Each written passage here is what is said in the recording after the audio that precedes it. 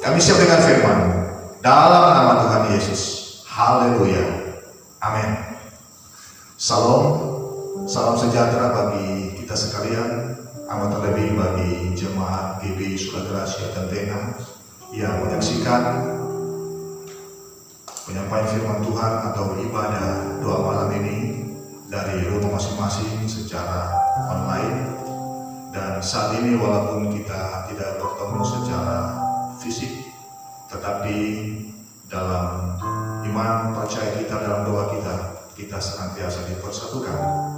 Baiklah, saudara-saudara yang saya kasih, kita akan mendengarkan firman Tuhan untuk membawa kita nanti di dalam doa yang kita akan panjatkan kepada Tuhan untuk hidup kita, negeri kita, untuk bangsa kita, bahkan segala sesuatu. Mari sama-sama kita membuka Alkitab. Lukas pasal yang ke-21 ayat yang ke-11. Injil Lukas pasal yang ke-21 ayat yang ke-11 saya akan bacakan. Dan akan terjadi gempa bumi yang dahsyat, dan di berbagai tempat akan ada penyakit sampar dan kelaparan, dan akan terjadi juga hal-hal yang mengejutkan dan tanda-tanda yang dahsyat dari langit.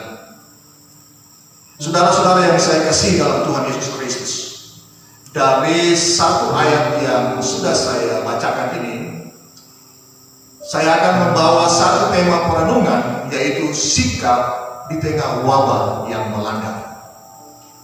Sikap di tengah wabah yang melanda. Hari ini kita tahu bahwa dunia sementara dilanda oleh satu wabah penyakit menular yang namanya COVID-19 atau virus corona. Saya sampaikan kepada kita sekalian bahwa jauh sebelum wabah penyakit menular bermunculan, Alkitab sudah lebih dulu menyampaikan bahwa menjelang penutupan sejarah dunia, wabah penyakit sampar akan menimpa dunia kita ini. Dan oleh karena itu saya akan fokus kepada bagian dari ayat yang sudah saya bacakan. Dikatakan di sana akan ada penyakit sampar.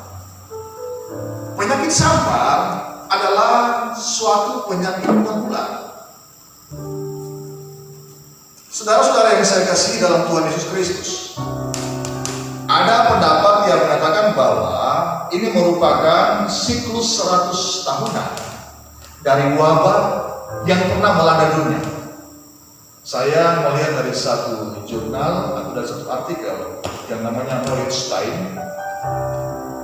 Di situ disampaikan bahwa pada tahun 720 di Marseille, Prancis, terjadi wabah penyakit pes, di mana pada waktu itu kurang lebih 100.000 orang yang mati atau meninggal. Dan kemudian 100 tahun kemudian 1820 ada pandemi kolera pertama yang terjadi di Asia. Dan Asia Tenggara paling terdampak, yaitu Thailand, Indonesia, bahkan Filipina. Dan kemudian pada tahun 1920 satu wabah yang namanya flu Spanyol sebagai cikal bakal virus flu H1N1 menginfeksi 500 juta orang dan membunuh 100 juta orang di seluruh dunia.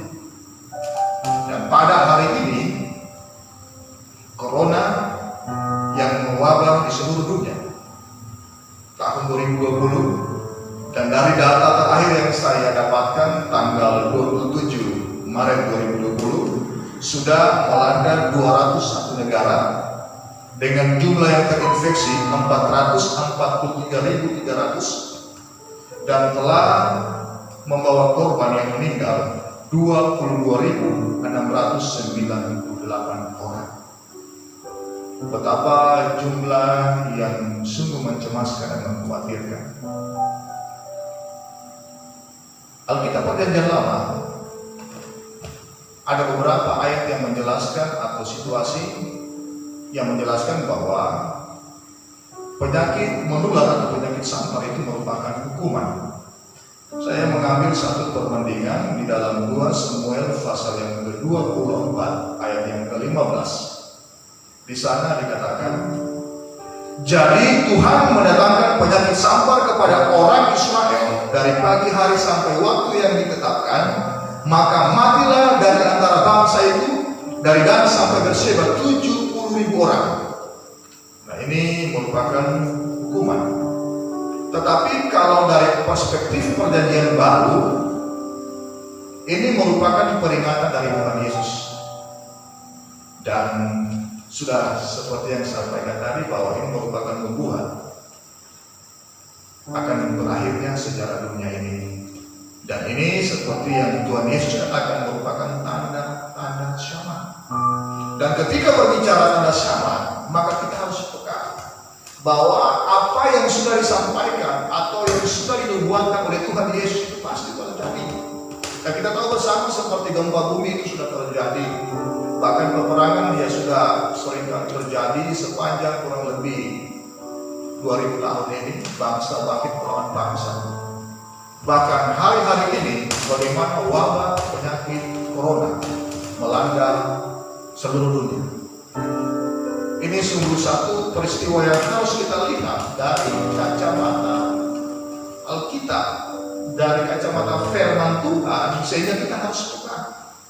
Ketika kita menjadi peka, kita akan melihat bahwa apa yang sudah disampaikan oleh Tuhan Yesus akan membawa kita kepada satu perenungan bahwa hal ini sesuatu yang harus terjadi, karena ini merupakan nubuat atau penggenapan dari apa yang sudah Tuhan Yesus sampaikan.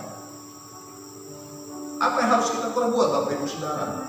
Apa yang harus kita kerjakan, apa yang harus kita lakukan sebagai orang percaya, sebagai umat Tuhan, mensikapi akan keadaan yang sementara terjadi pada hari-hari ini.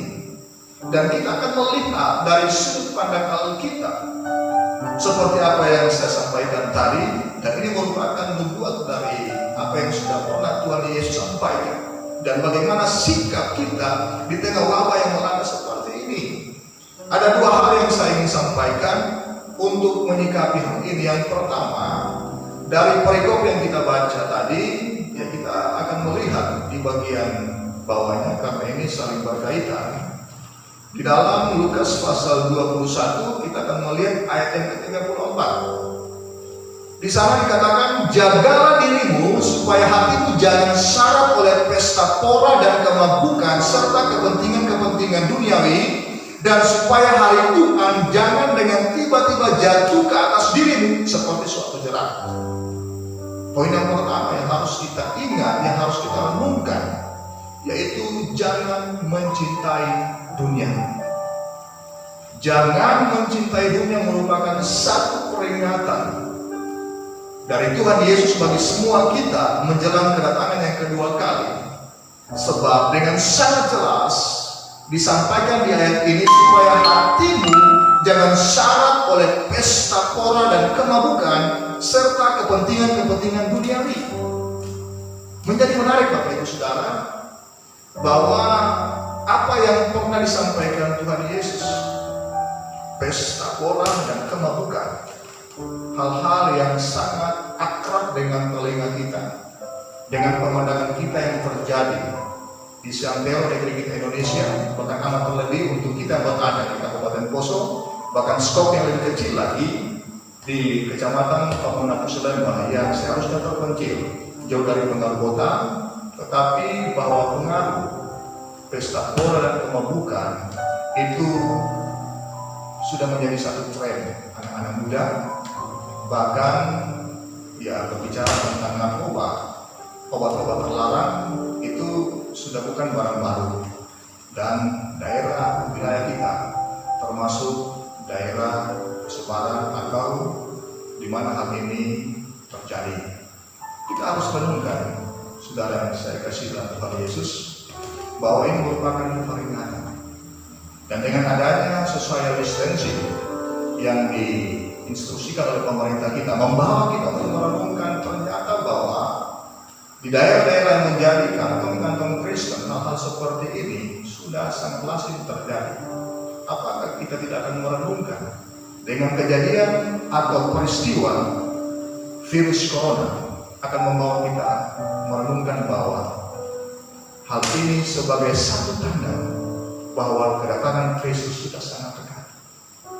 Dan kemudian dilanjutkan dengan ayat yang tadi berkata bahwa serta kepentingan duniawi. Saya coba melihat dari terjemahan aslinya bahwa ternyata kata kepentingan sini sama dengan kata yang dipakai di Matius pasal yang ke-6 ayat 25 berbicara tentang kekhawatiran. Ya. Janganlah kamu khawatir akan hidupmu, akan apa yang kamu makan dan minum. Janganlah kamu khawatir akan tubuhmu, akan apa yang kamu makan. Dan kata kekhawatiran atau khawatir itu merupakan atau kata yang sama dengan kata kepentingan dari bahasa aslinya, merina. Dan kalau saya boleh katakan bahwa kepentingan dunia yang dimasukkan sini berbicara kekhawatiran kita. Kalau berbicara kekhawatiran, tentu hal ini akan langsung bermuara kepada apa yang menjadi kebutuhan primer daripada setiap orang. Dan sehingga orang akan mencintai dirinya sendiri. Orang berlomba-lomba fokus kepada dirinya sendiri. Dan kita tahu bersama bahwa dengan adanya wabah virus corona, begitu banyak orang sangat egois, hanya mementingkan dirinya sendiri. Terjadi penimbunan, ya, orang banyak menimbun masker, sudah banyak yang ditangkap oleh aparat. Bahkan juga hal-hal yang lain seperti hand sanitizer, bahkan juga yang berkaitan dengan bagaimana menghadapi wabah virus ini. Dan terlihat dengan sangat jelas bahwa orang sangat mementingkan diri sendiri dan itu berbicara tentang kekhawatiran. Dan memang sifat hakiki manusia adalah mencintai dirinya sendiri, dan ini memang merupakan hal yang sudah Tuhan ingatkan pada waktu ketika dia ada di dunia ini. Dan kepada saya dan saudara sebagai orang percaya ini memiliki satu pesan moral supaya kita merenungkan kembali bahwa tanda kedatangan Tuhan sudah dekat. Sehingga segala peristiwa, apakah itu peperangan, apakah itu gempa bumi, dan hari-hari ini yang berbicara wabah corona, itu merupakan satu peringatan supaya kita jangan merasa bertahan di dunia ini. Dunia bukan rumah kita, dunia bukan tempat kita, sebab dunia ini akan berlalu, sebab dunia ini tidak akan semakin baik. Akan terjadi krisis ekonomi yang melanda dunia dengan wabah ini kalau tidak cepat berakhir. Dan para ekonom, para pakar-pakar ekonomi sudah memprediksikan bagaimana akan runtuhnya perekonomian dunia. Dan ini apa yang harus kita renungkan, bahwa ketika wabah ini terjadi akan menjadi titik balik bagi kita, point of turn. Kita harus mengambil ini sebagai titik balik supaya kita memiliki satu perenungan dan tindakan untuk berpikir atau untuk bertindak atau untuk memikirkan perkara-perkara yang di atas. Marilah jemaat yang dikasihi Tuhan, jangan kita terlena dengan dunia ini. Jangan kita fokus kepada segala kemewahan dunia ini. Dunia ini akan berlalu. Kalau kita punya potensi yang Tuhan berikan kepada kita, kita punya banyak macam sarana yang Tuhan berikan bagi kita, marilah kita gunakan untuk kerajaan surga. Harta kita, materi kita membantu orang lain dalam kesusahan, kita membantu saudara-saudara kita di dalam segala apa yang mereka butuhkan, kita membagi kasih, kita peduli, dan dengan demikian kita sementara mengumpulkan harta di surga. Dan inilah yang dimaksudkan oleh Tuhan supaya kita jangan mencintai dunia ini. Dan marilah dengan peristiwa yang sementara terjadi menjadi perenungan bagi saya dan saudara, untuk kita melihat perkara-perkara yang di atas dan kita terlibat dalam pekerjaan Tuhan untuk dunia ini. Itu poin yang pertama. Poin yang kedua, mari kita melihat ayat yang ke-36. Alkitab berkata demikian, berjaga-jagalah senantiasa sambil berdoa, supaya kamu beroleh kekuatan untuk luput dari semua yang akan terjadi itu, dan supaya kamu tahan berdiri di hadapan Anak Manusia. Bagaimana sikap kita terhadap wabah yang sementara terjadi hari-hari ini? Yang kedua, berjaga dan berdoa. Di sini dikatakan bahwa supaya kamu beroleh kekuatan untuk luput dari semua yang akan terjadi itu. Ada satu kata yang memotivasi kita pada saat ini, yaitu beroleh kekuatan. Dalam terjemahan lain, beroleh daya.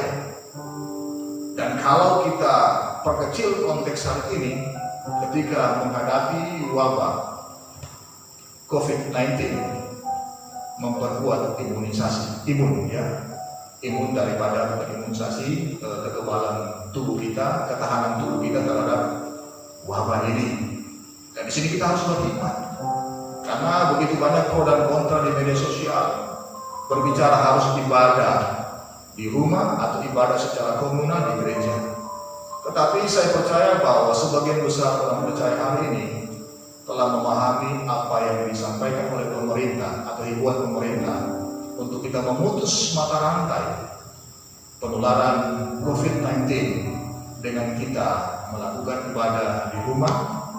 Dan hari ini sudah sangat mulai digencarkan ibadah online dan tidak mengurangi kadar ibadah seperti ada di gereja secara komunal. Yang sangat kita lakukan, harus kita lakukan hari ini adalah bagaimana berjaga dan berdoa. Marilah kita berjaga dan berdoa, artinya kita waspada. Kita waspada dalam segala hal dengan menjaga kekuatan kita, supaya kita dapat luput dari wabah ini. Karena waktu yang Tuhan berikan kepada kita, tentunya kita gunakan untuk hormat kemuliaan nama Tuhan. Dan dalam bahasa Alkitab dikatakan supaya kita tahan berdiri di hadapan anak manusia. Kembali ke atas ayat 28 berkata, apabila semuanya ini mulai terjadi, bangkitlah dan angkatlah mukamu sebab penyelamatanmu sudah dekat. Dan ini sebuah warning bagi kita, sebuah motivasi bagi kita, sebuah dorongan bagi kita untuk bangkit dan mengangkat muka kita. Apa? Sebab penyelamatan kita. Saya tertarik dengan kata penyelamatan di sini. Ini berbicara tentang bebas dari suatu ikatan. Hampir sama dan bersama-sama dengan kata dasar penebusan yang dipakai Alkitab, membebaskan dari ikatan perbudakan. Dan kata itu sama dipakai dalam istilah ini, sebab penyelamatan sudah dekat. Dan sehingga kalau dikaitkan dengan wabah yang terjadi, bahwa kedatangan Tuhan sudah dekat, penyelamatan, pembebasan kita dari segala beban dunia ini sudah dekat. Dan oleh karena itu, ya, ayat 31 berkata, demikian juga jika kamu melihat hal-hal itu terjadi, ketahuilah bahwa kerajaan Allah sudah dekat. Ini merupakan berita gembira bagi kita, karena pengharapan kita bukan di dunia akan berlalu ini. Pengharapan kita langit baru dan bumi baru, di mana kita akan bersama-sama dengan Tuhan Yesus selama-lamanya dalam satu kerajaan yang luar biasa. Dan itu yang Tuhan sediakan bagi saya dan saudara, yang kita mau setia sampai akhir. Kita yang mau meninggalkan kecintaan terhadap dunia ini. Dan bagaimana kita mampu untuk melakukan itu, kita tetap dalam keadaan berjaga dan berdoa. Teruslah kita berjaga dan berdoa. Teruslah kita memiliki hikmat bagaimana mencikapi tentang penularan COVID-19, supaya kita memiliki hikmat sehingga memutuskan mata rantai penularan, dan kita memiliki daya yang kuat bertahan, dan Tuhan akan memakai saya dan saudara terus sampai akhir. Puji nama Tuhan. Tuhan Yesus memberkati kita. Kita akan sama-sama menyanyi satu pujian, selalu untukmu. Haleluya.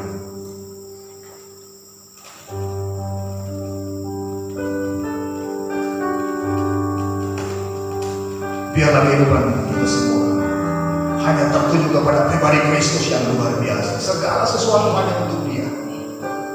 Kita serahkan hidup kita hanya kepada Tuhan. Setia sampai akhir. Jangan kita mencintai dunia ini. Tetaplah berjalan dan